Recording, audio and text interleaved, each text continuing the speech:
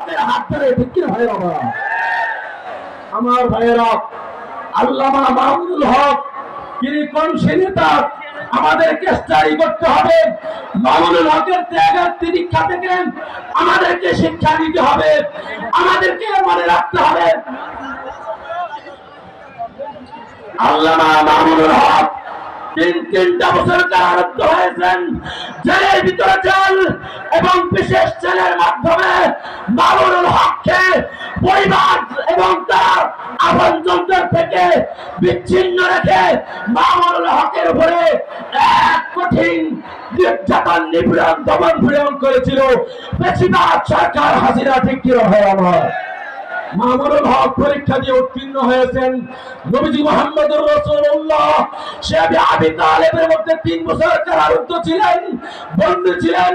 হযরত ইব্রাহিম আলাইহিস সালাতু ওয়াস সালামকে যখন নমরুদ ফেরাউন মিলে অগ্নিকুণ্ডের মধ্যে নিক্ষেপ করেছিল, তারা ইব্রাহিম আলাইহিস সালাতু ওয়াস সালামকে এমনিতেই নিক্ষেপ করে নাই, পরনের কাপড়কে বিবস্ত্র করে উলঙ্গ করে আগুনে ফেলেছিল। ইচ্ছা ছিল ইব্রাহিম আলাইহিস সালাতু ওয়াস সালামের ইজ্জত তারা হরণ করবে। ঠিক একই কায়দায় বর্তমান ফেরাউনের প্রেতাত্মা জায়েদ শৈলাচার বেজিবাদ হাসিনা আল্লামা মামুনুল হকের উপরে এভাবেই নির্যাতন করেছিল। নির্যাতন দিয়ে পরীক্ষিত হয়ে গেছেন। মামুনুল হক জেল জুলুমকে ভয় পান না।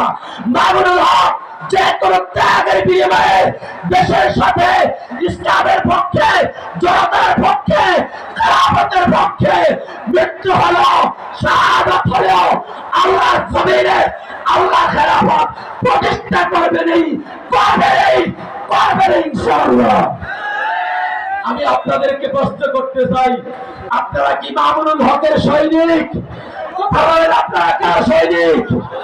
কোরআনের সৈনিক। পরবর্তীতে মামুনুল হকের রাহবাতিতে মামুনুল হকের সৈনিক। সংগ্রামী ভাইয়ের আমার, আমি আপনাদেরকে জিজ্ঞাসা করবো, আপনাদেরকে যদি আগামী দিনে খেলাফত প্রতিষ্ঠার জন্য ডাক দেওয়া হয়, যে কোনো কারাবরণ, জেল জুলুম, নির্যাতন সব কিছু বরণ করে সাহসী ভূমিকার মাধ্যমে হয়তো খেলাফত, নয়তো শাহাদাত, হয়তো খেলাফত, নয়তো শাহাদাত, হয়তো খেলাফত, নয়তো শাহাদাত, আরেক মুক্তিযুদ্ধ হবে। সেটা হলো খেলাফত রাষ্ট্র প্রতিষ্ঠার মুক্তিযুদ্ধ। সেই মুক্তিযুদ্ধে মামুনুল হকের সহযাত্রী হব, সহযাত্রী সৈনিক হব। আপনারা সকলে হাত তুলে দেখান।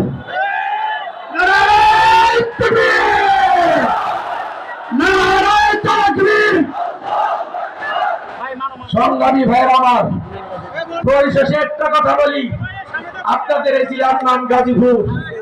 হয়তো আপনারা খেলাফতের জন্য লড়বেন, গাজীর পর্যায়ে দাঁড়িয়ে আসবেন, আর যদি শাহাদাত বরণ করেন, শাহাদাত বিনা হিসাবে যাত্রাতে যাবেন।